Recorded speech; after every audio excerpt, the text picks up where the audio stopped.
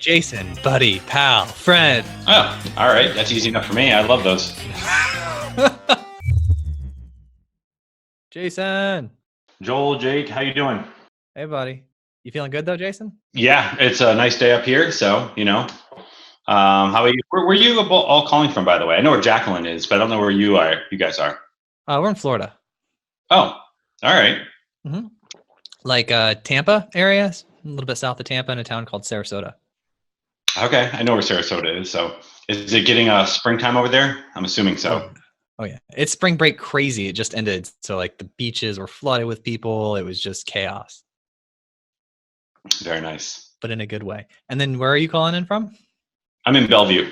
Bellevue. Nice. Bellevue, Washington. How is it out there? Raining? It's not raining right now. You can see the back window behind me. It's full on spring. As a matter of fact, like my weather app told me that this week it's going to start to rain towards the end of the week, but it's going to be in like the 70s, I think, at one point this week. And so are you leaving Bellevue? Are you like, I'm done with the rain, or are you just moving places? No, I moved to Bellevue. I was in Victoria, British Columbia for 5 years. Oh, okay. All right. So I moved to Bellevue from there after the acquisition was announced. Nice. By the way, this is the podcast. I don't know how much of a heads up you had on it, but it's just us hanging out and talking. Oh, all right. That's easy enough for me. I love those. Right? It's not like there's no big like intro deal. It's just us being geeky. All right. So I was checking out your Medium, and the first question I had was, where did you get all that artwork, all that? So there's just I randomly like urban sketching. That's one of my things. Like to relax. I do a couple of different things. One of them's write, one of them's lift weights. The other one is to draw. And I got into sketching and watercolors a while back, and urban sketching kind of took to it because, frankly, it looked like there was an easy way to get into it. You didn't need a lot of talent. You throw some lines together, slap some color down on it, and it looks pretty good. But you start to do it, you realize these folks are really ridiculously talented. And I started following some folks on Instagram or various mediums, and this one person, I don't know who this person is, but they're out of China. They just go all over China and they do this one style, and I just love it. So I just follow this person. I grab some of their free domain artwork when it pops up, and I just use it for blog posts. It's beautiful. It's amazing, isn't it? It's just, you look at that and you're like, okay, yeah, that's how you know life's not fair sometimes. Someone's got that much talent, and also their dedication to it is otherworldly. Yeah, I saw like the first one, and then I saw the second one, and I'm like, is he drawing these? Like, who is doing this? No. I used to play around with this app called Paper, like Paper 53. You know what I'm talking about? Yeah, you could do some pretty cool watercolor type stuff in that app. There's this person on Instagram who I used to follow too, until I like completely deleted all social media at one point, which this person's name was like Master Vi or Master V or Master 6. I'm not sure how you pronounce it, but they use micro pens, kind of like the Micron 0.05 millimeter type things. And they would just constantly draw architecture.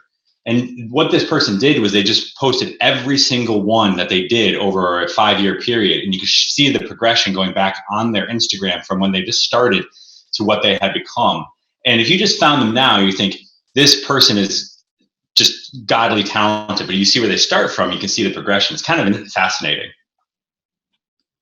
Right? No, that like draws parallels to me with leadership, because I was reading your leadership stuff, and I happen to really like your style. But you can watch the leaders grow, and it's amazing where they go.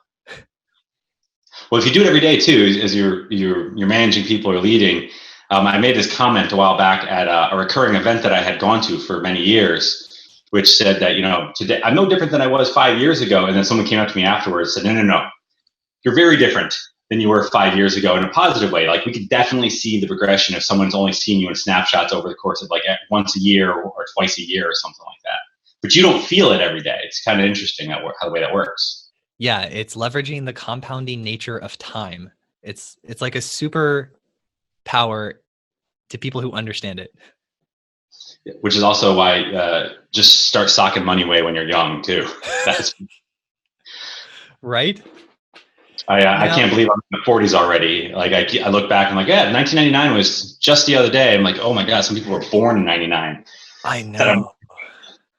I can remember where I was in 99, like, because everybody was at the New Year's Eve party was like wondering if the world was going to end.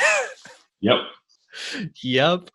And there's a few towns that like their electricity companies went out and stuff. Those people must have been freaked out, like the 3 or 4 small towns.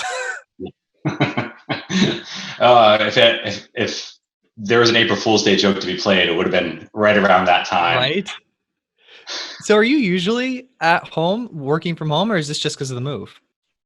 I'm let's call it 50-50 Okay. here at HQ in San Francisco. I've been a distributed remote exec now going on 10 years at least.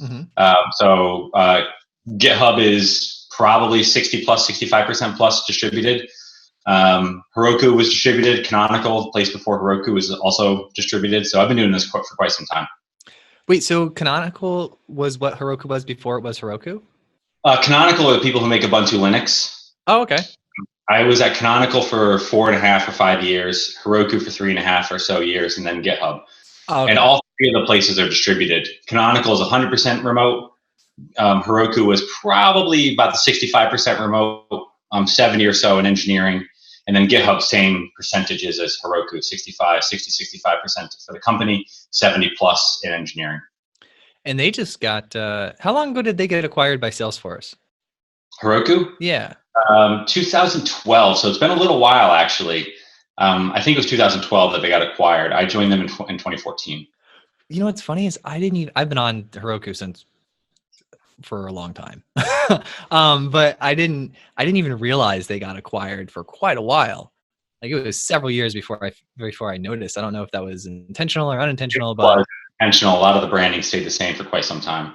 Yeah, and then they didn't change it too much. It just has this little Salesforce logo at the bottom. Yeah. Yeah, but I spoke to Parker last week. He's one of the co-founders of Salesforce. Yeah. Nice. Yeah, Parker Harris. He I only interacted with him maybe a couple of times at Salesforce, but one of the more genuine people in the industry, I would say. I feel like he's, the guy's otherworldly wealthy at this point, and you still don't feel it when you talk to him day in, day out. So kind of appreciate that when you're around people who let things get to their head in the industry. Right. It was cool. We were talking about his meeting that he had like 20 minutes before our call with his lead architects and stuff. I'm like, dude, you're still killing it. It's like, it's amazing. That makes me happy. There is one story about Parker that I'll tell that I like, which is, I don't think he would ever remember this, but we were all flying to a leadership offsite for Salesforce somewhere. I think it was Palm Springs from San Francisco. Everyone was kind of coming into Palm Springs. And I saw him, he was on my flight. He was in, I think he was in like row 7 or something like that. So not first class, not flying private, not charter. He was in economy. And I remember getting on the planes, looking at him and going, that's Parker Harris. And he's in economy with everybody else. And then there were some other people at Salesforce at the time who were in first class. Some people who chartered private to get to Palm Springs from San Francisco, which is, what is it, an hour and a half, an hour or something like that. And I just remember thinking to myself, like, no matter what happens in life, be Parker. Don't be those other folks. Oh, I love it, dude. I love it. It's like, because you want to be that genuine, authentic person. You don't want to change too much, Yep. I love that painting behind you. That is that painting a print, the artwork of the little GitHub characters, different colors? It is. This is a sticker we have at the office, and I got this as a closing gift for the acquisition. So several of us on the exec staff and some of the VCs got this one. One of the investors, this guy named Jim Getz out of Sequoia, just commented randomly because we had a very large print of this in the office and we're walking through. He said, I love that one. It's my favorite one. And I just made the same comment. I love it too. And next thing you know, my admin had sent one to all of us. She just got a bunch of prints done and she sent it up, and I got it like 3 or 4 weeks later. And I just randomly asked him, like, hey, sister, you know how I got this? She's like, oh, I took care of that. I heard you and Jim talking, and I thought that'd be a really nice little gift for you all. And it's literally like one of my favorite things to get out of the acquisition. Yeah, because it's beautiful. It's amazing, isn't it? Yeah. Have things changed much for you since then? To a degree, day-to-day work feels a little similar. Feels similar to what it was before. The Microsoft has taken a pretty hands-off approach to GitHub. We're an independent entity. Much like you probably wouldn't have known that Heroku was acquired by Salesforce, as you mentioned. You probably shouldn't be able to tell that GitHub was acquired by Microsoft day in, day out. Our roadmap is largely the same as it was before. The biggest difference day to day for me is Nat Friedman has come in. He's my boss now. He's the CEO, and he's an engaged CEO, which is different than GitHub's previous regime. And he is really amplifying a lot of what GitHub had been and will be. So that's the biggest change day to day there. My life, my personal life has changed because once you do something of this magnitude and your name starts to get out there, people approach you for many, many different things.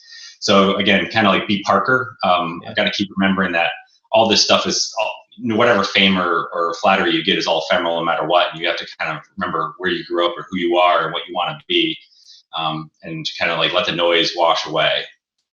Yeah, like people inviting you on their podcasts and stuff. Crazy people out there. This is the fun stuff. There's you get random out of left field type of things every day now. And the fun part is you get flattering job offers, like amazingly big opportunities, and a lot of folks trying to get you to replicate the success in one way or fashion or form.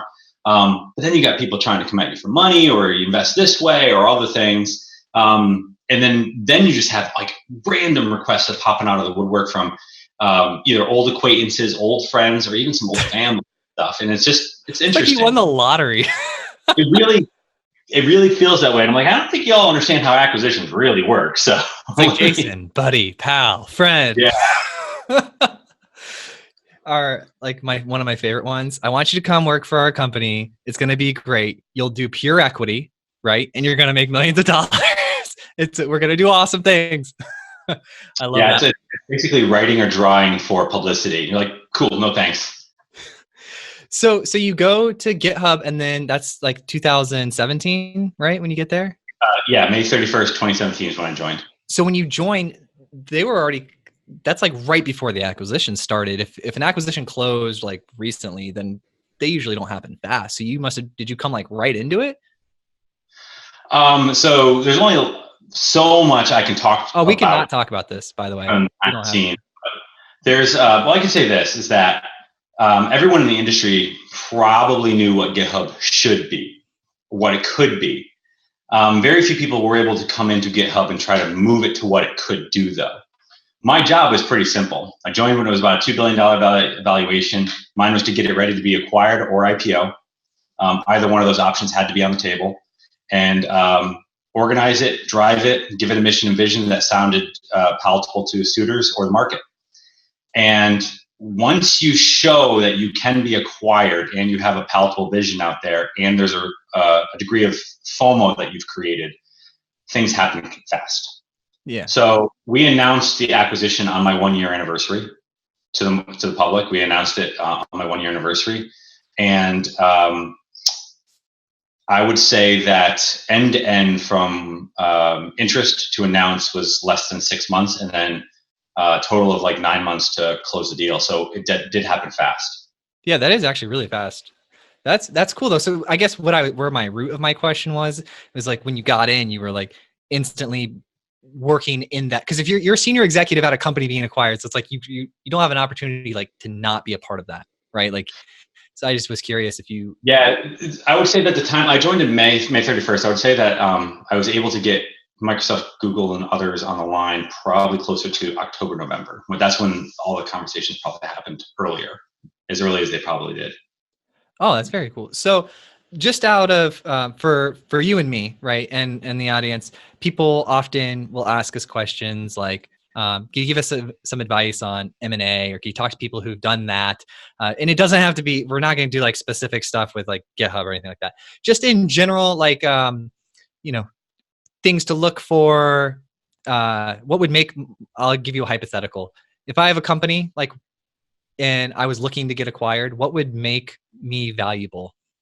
What would you look for?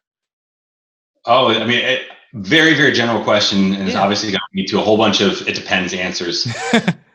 However, I think that people can get acquired for a couple of different reasons. Let me give you a broad view sense that I have for what product really is in the world.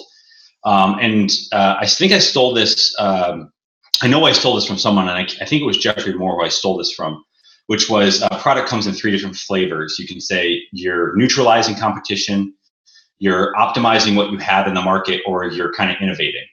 And where you are on your growth curve kind of depends on how much investment you're making in any one of those areas for your business. But M&A actually comes in the same flavors. You're trying to buy your way out of competitive situations and gaps, or you're trying to buy innovation because you've lagged, or you're trying to buy some optimization. And typically you don't buy optimization. That's not what you would spend money on. So it usually comes into the other 2 buckets: neutralization or innovation. And understand which one of those scenarios you're in. If you're talking to potential acquirers, or you're looking at M&A, is why are we doing this M&A, or what are they trying to get out of this? Are they thinking they're getting a market leap to leapfrog competition, or are they trying to get a catch-up play? And it depends on who's acquiring you, on which one of those modes it's in. And if you look around, many people think they're buying innovation, but what they're really doing is they're buying gap. They're trying to shore up holes in their business that's a competitive gap. And that's pretty much, neutralization is a pretty common M&A strategy. I like that. I like that a lot. No, because like we have a startup here, and like alongside the podcast, and I didn't know what I was doing when I got into the business. It just kind of happened. Who does? Yeah. I was like, whatever. I was like, I had people knocking on the door, asking for lemonades. I was like, let's open up a lemonade stand. Right.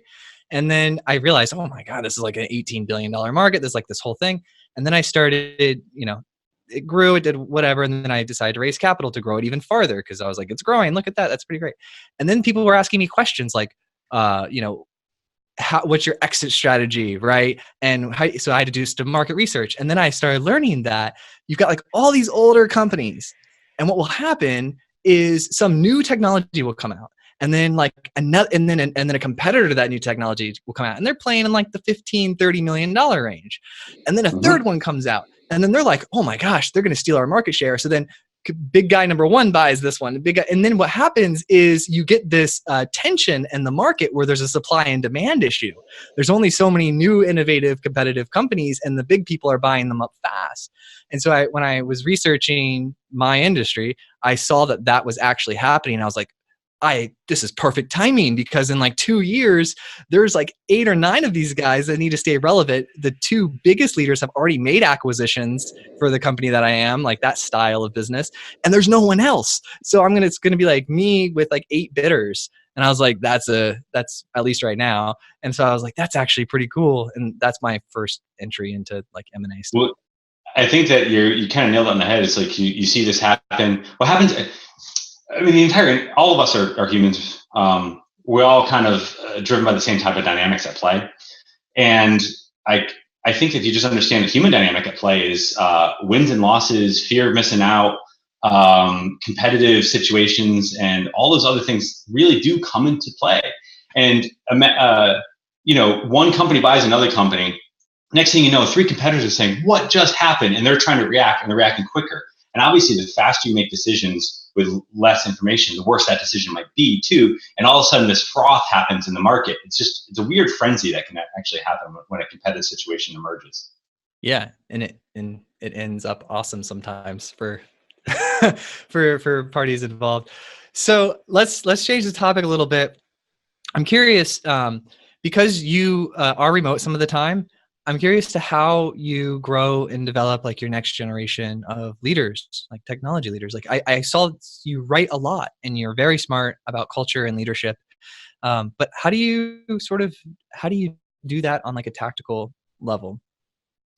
So it's the one skill I find that you need to be remote more than anything is the willingness to pick up the phone, as I say, which is you've got to be able to jump on a Hangout or a Zoom or a phone call way back when to be able to do it. And video has changed the game entirely for remote. Like when you were just doing audio conferences, it was much, much, much harder. And I don't think it was nearly as successful. And no matter what anyone says, IRC and Slack and all the other ones are not an acceptable alternative for video. And I find that if you're not willing to do that, you want to stay async entirely and just use text-based communication, it's very, very difficult to do that. You have to have mixed modes. So you've got to be able to write, you've got to be able to async write and consume, and you've got to be able to jump on video to do this, to hash things out.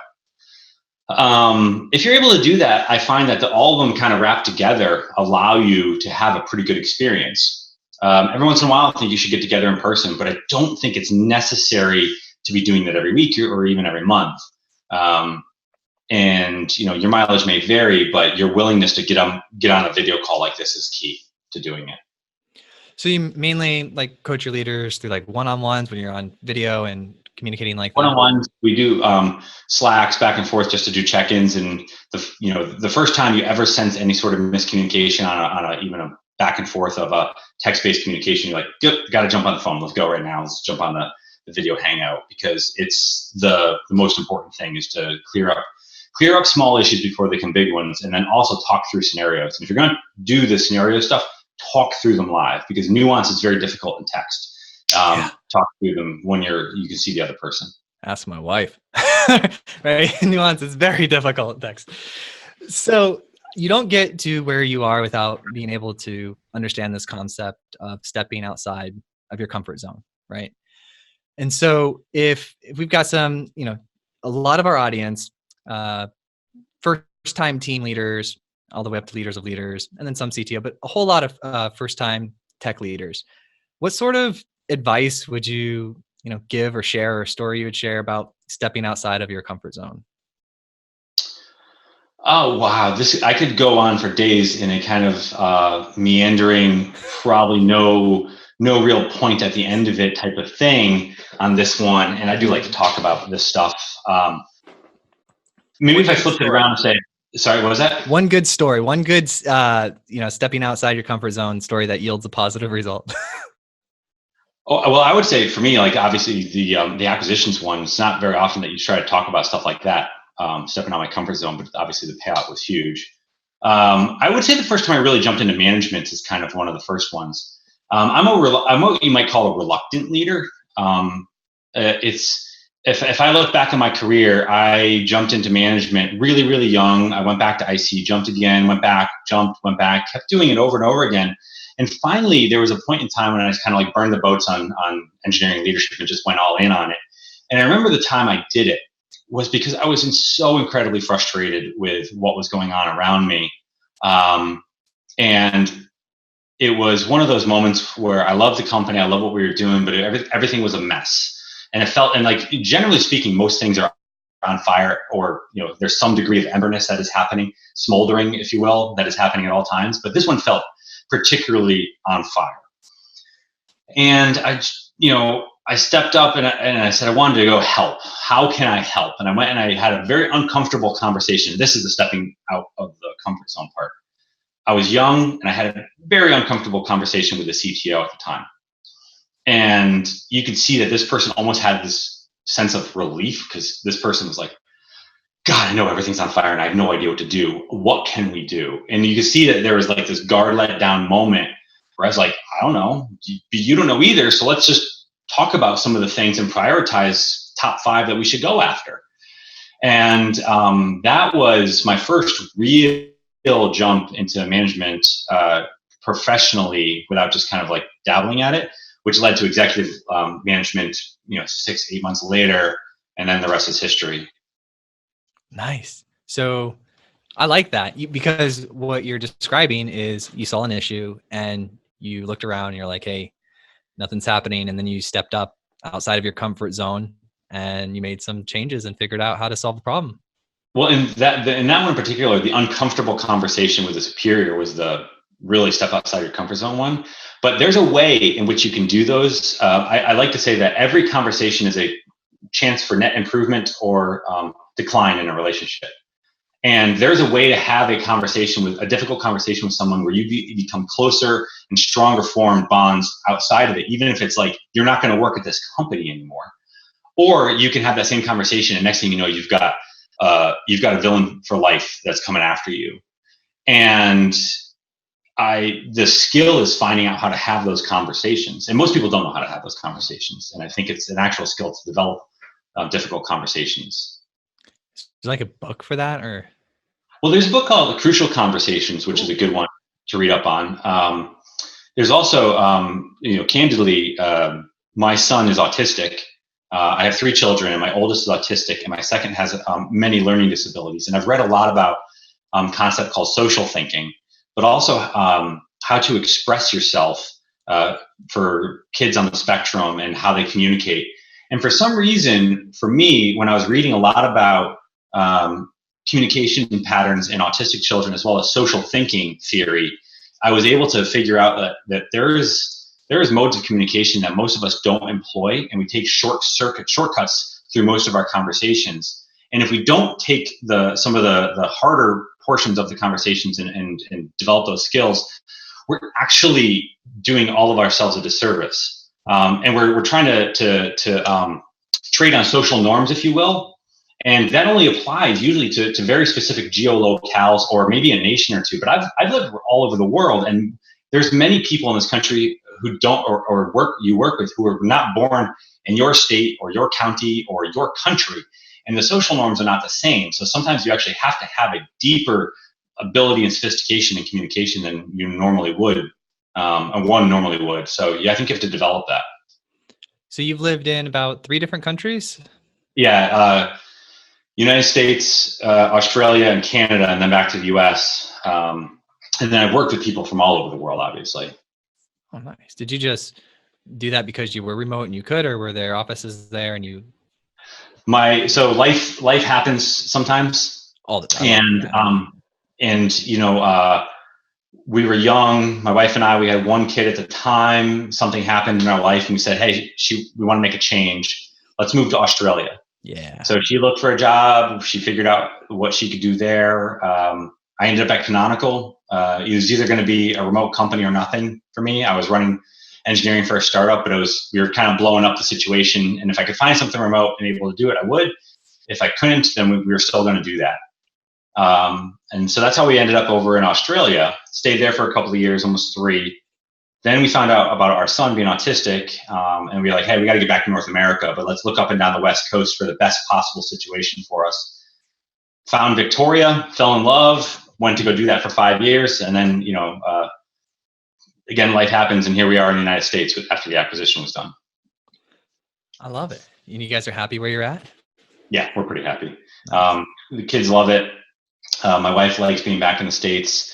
One thing that I think that particularly Americans either don't learn because we grew up here, or maybe forget if we traveled abroad, is how easy things are in the US and relatively how cheap things are. So there are obviously some things that are harder. I personally prefer the Australian medical system to the US medical system. It's got a mix of public and private. So there's like amazing social safety nets, but also the ability to jump outside of it and do private if you need to or want to. But man, cool. Yeah, it's actually quite a good system in my opinion. And but everything else is a little bit harder there. And same thing in Canada. But like gas is cheaper, groceries are cheaper. As ridiculously expensive as real estate is here in some cities, it tends to be cheaper here, or at least relative to income levels. Amazon.com is a thing in the United States, and it's not a thing in other countries. Amazon.ca is, but assume that there's 1/100th the inventory on Amazon.ca as opposed to Amazon.com, and it's just these little tiny knock-on effects. So it's nice to be back. What age range are your kids? 11, 8, and 5. 11, 8, and 5. Nice. I've got 18 months and one that's 4 weeks. Oh my goodness. Yep. You're in it. Yep. So you know what my life's like right now. Yeah. And I'm laughing because is that coffee you're drinking at, what is it, 7 o'clock at night or 6 o'clock at night on yours? Because you need it actually, I would imagine. Yep. I used to think when I was young, I was like, how could the parent fall asleep on the couch? Like how could you just fall asleep? It's like the middle of, like, how could you do that? And then I thought I had a sleeping problem because I couldn't fall asleep on demand. I have 2 kids. You can fall asleep anywhere you want. You can. Having kids is a remarkable perspective for the entire world. And yes. So let's talk about this. We had this little inside conversation at the office. I mean, it was a small debate, but I'm curious to get your perspective on it.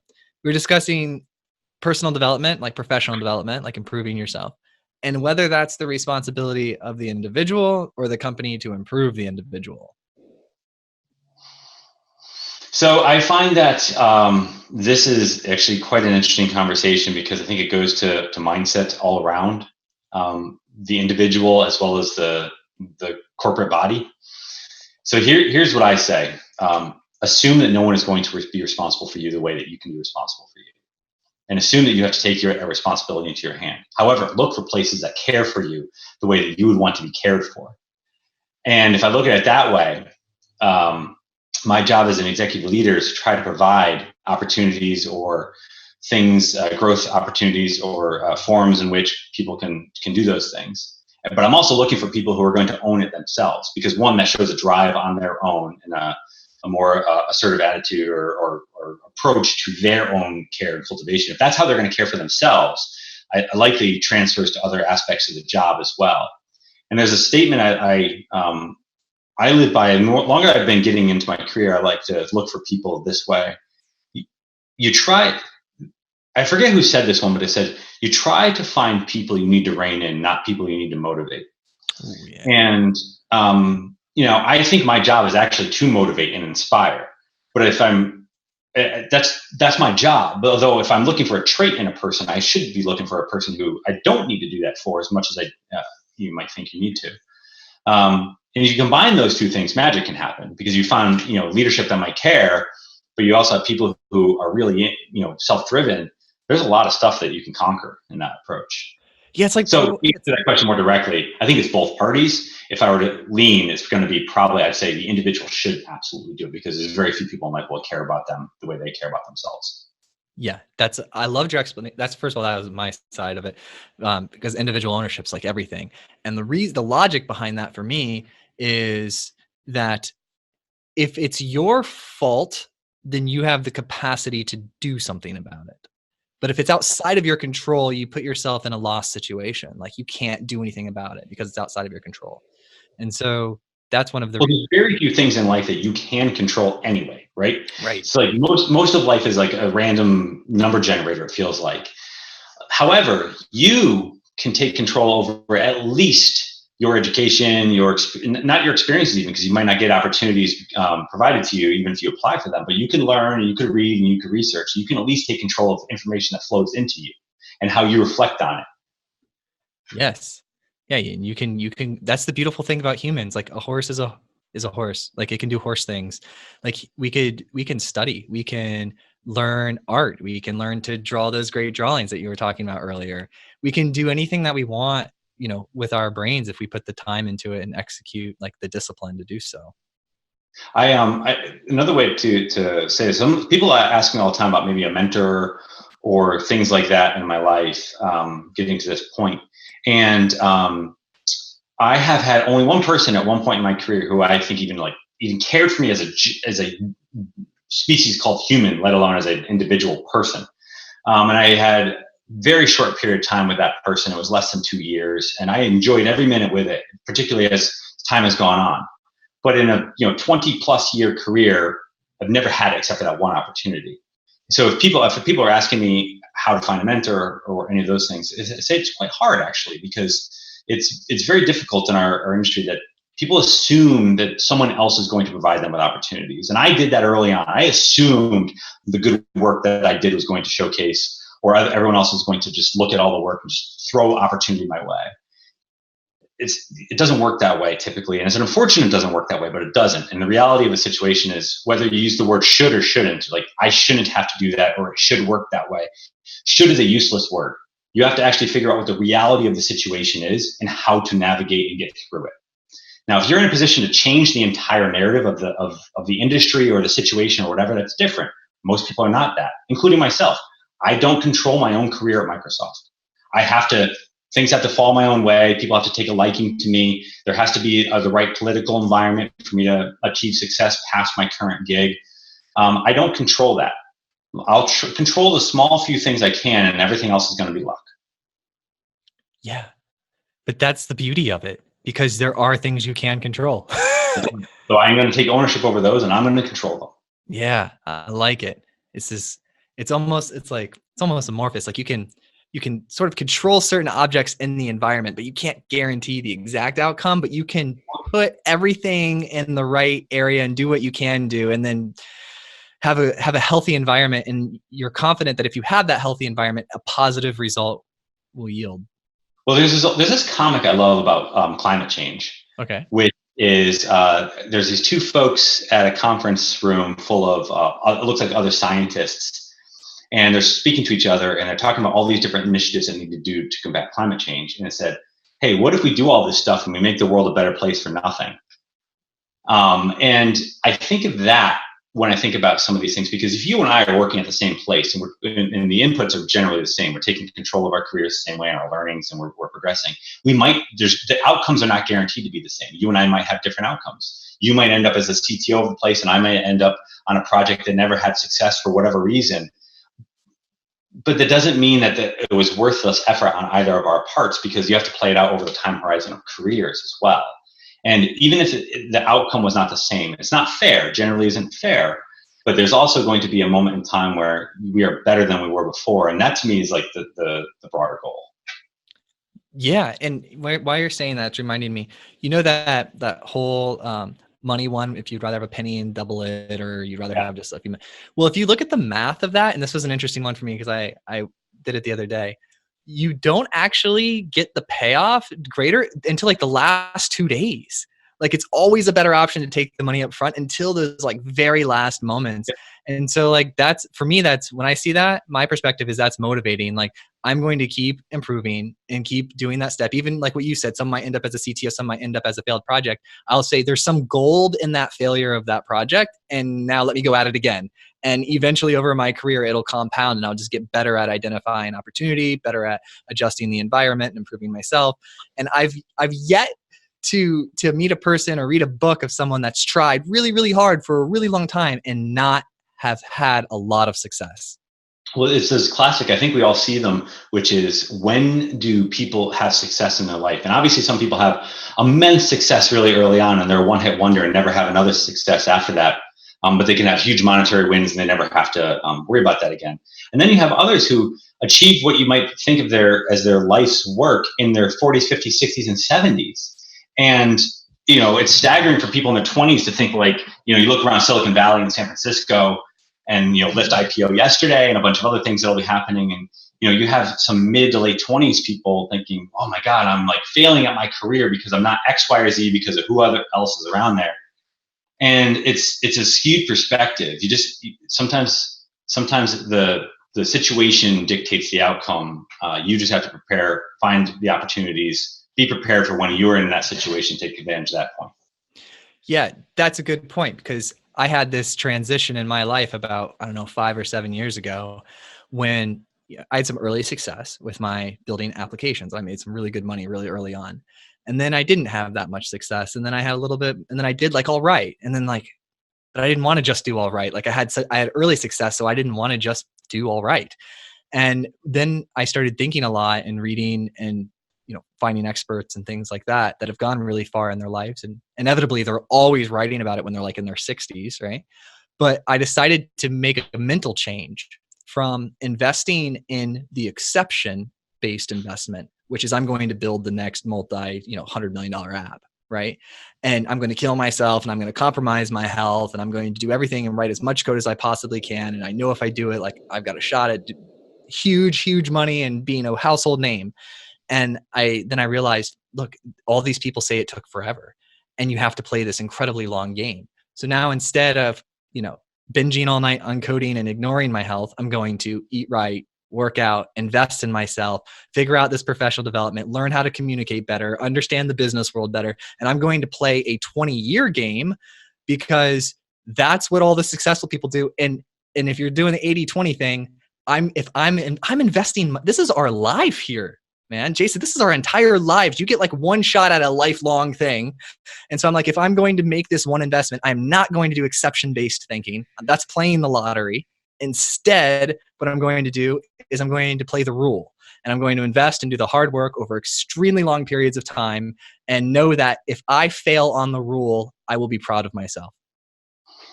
I can appreciate that approach. I think that Silicon Valley teaches us to try to swing for the fences, and obviously there's incentives at play. So if you're on your side of the fence and there's an investor on the other side of the fence, their incentive is actually to get you to play the exception-based game because that's how their game is played. But if you're on your side of the fence, play the rule-based game. That's your side of the fence. That is the higher chance of outcome, a successful outcome is that. Yeah, it's working. It took about 5 years before I first started seeing the signs of it working, but it was okay because I was healthier and like more fit, and I felt better about myself. And it was just I adjusted my expectations rather than being stressed about not hitting it all the time. I'm like, oh, I'm only a few years into like a 20-year plan. I'm good. Like, yeah.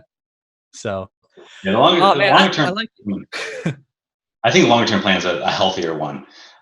Mentally, physically, emotionally, family wise. You have to also balance it, in my opinion, for what you want to do out of life. Some people actually want to play the exception based game, and I think that more power to them. And when I was younger, I thought I wanted to as well. And I decided that I was going to do it one more time with GitHub. But after that, I don't know. What are you most excited about today? Like, what's the thing that you're probably the move being over? Yeah, that'll be nice when the moves are over. Things that get me out of bed in the morning are still, I like what I do. I like what GitHub is building. People who see what GitHub has slowly released over the last couple of, let's say a year and a half or so since I joined, can probably put together what we're slowly going to do over the next 5 years as well. And that to me is very interesting. I like developing the future, which is a little bit opaque to most people. I quite like that.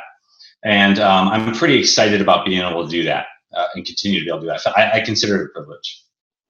Yeah, I'm a big fan of GitHub, by the way. I've been on there for 2009. Very early, yeah, nice. Yeah, and it's been great. And I mean, pretty much since the moment since I started writing big boy technology and not just small fun projects, it became in working with teams. Like it took me so long to figure out that there was this thing, like another technology that did that, because for me, Git was like the only thing, but there was other versions of it and stuff like that. But I was like, oh man, if I wish I matured as an engineer. Like, I wish I would have known about, you should have seen my face the day I figured out what tests were. I was like, this would have been so useful. I'm old enough to remember the days when we were having like source safe or Perforce or clear case discussions. And then I was at a startup company that was on CVS trying to make the case to move to Subversion. And I was like, oh my goodness, these are tedious conversations, branching and tagging conversations. And I remember when GitHub first came out, I looked at it and I was just like, oh my God, this is going to change everything. Yes. Are you doing any public speaking in the near future? I do a lot of internal stuff at GitHub and Microsoft. I will be doing, I don't think I have any public things coming up. I just got done with South by Southwest.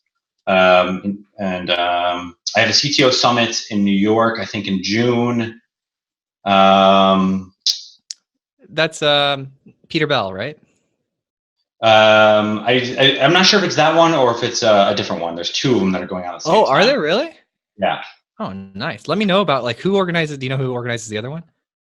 I think it's Benchmark Capital, actually. Benchmark Capital? Yeah, I think that's might be who was doing it. Well, I'll find out later and send it to you. Yeah, I'll kind of geek out about that type of stuff. Yeah. I always give the same type of talk. So if you ever look up one of the old CTO summits in San Francisco from Peter Bell, I give the same type of talk, which is about building organizations that can scale and thrive over time. So it's all the same type of talk. Most people are, I find that when they're building companies, they try to do things that worked for them in the past, not realizing that that's going to break at a scale that they're probably not anticipating at the moment. So I talk about how to do things and how to plan for future growth that way. Oh, that's pretty cool. And so that's like when you've been through it. Yeah. And that obviously, I mean, it's like, if you gave that, back in the day, right, or a few years ago, now when you're giving it, it's like a whole different, you got all that added experience on top of it. Yeah, and my wife looks at it this way. She's always wanted me to write, to continue writing. That's what she likes that I do, and she wants me to keep writing about that experience. Like all the GitHub, if anything, GitHub is like a pressure test of a lot of those theories or thesis that you put into practice at smaller places or in different situations. Because GitHub is kind of like the pinnacle of those things. It was, VC, largely VC funded. It was in a interesting spot in its history, a lot of positives and negatives, and to get it out this way is a validation of a lot of the principles. When's the book coming? It'll have to come after I don't need to work or want to work anymore, let's say. That's good. Well, we've got this book coming out, working on it, and it's The Habits and Patterns of the Greatest Technology Leaders on the Planet. And essentially it's just like, Salesforce CTO, you're Kevin Scott over at Microsoft CTO, like all these different technology leaders, VPs of engineering, SVPs, CTOs. And I took like the best clips, like from all the, 500 conversations I've had with them, and I'm putting into a book, and I'm organizing it by like, here's like the best bits on like culture, and here's the best things on like hiring. And so if you'd like, I'd include some of your content in that. And then now you've got the blog post. You can freely adapt any one of those, or we can talk about something else offline if you want. Yeah. No, I just think first of all, the coolest thing about all of this is quick backstory about me. Started programming at 8, been writing code for about 17 years, knew nobody, like 4 or 5 people until 2 years ago. And now I know like hundreds of people. And it blows my mind because people are always like, why are you so excited? Why do you talk so much? I'm like, because I didn't say anything for 17 years. Nice. Yeah. So now that I get to, hang out and talk with people like you about leadership and technology and all the cool things that they're doing, it's super exciting. So I just like to include people in projects that we're doing, and I get to travel around the world and speak. And like I go to Colorado tomorrow morning. I was in San Francisco last week. But yeah, it's a lot of fun. So if I'm ever out in the Bellevue area, I will go basically 50-50 at this point. So between SF and Bellevue? Yeah. Oh yeah. I ran the bridge. Oh yeah, nice. It was scary, dude. Have you been on the bridge? I've been on the bridge of cars. I don't know if I would go on foot.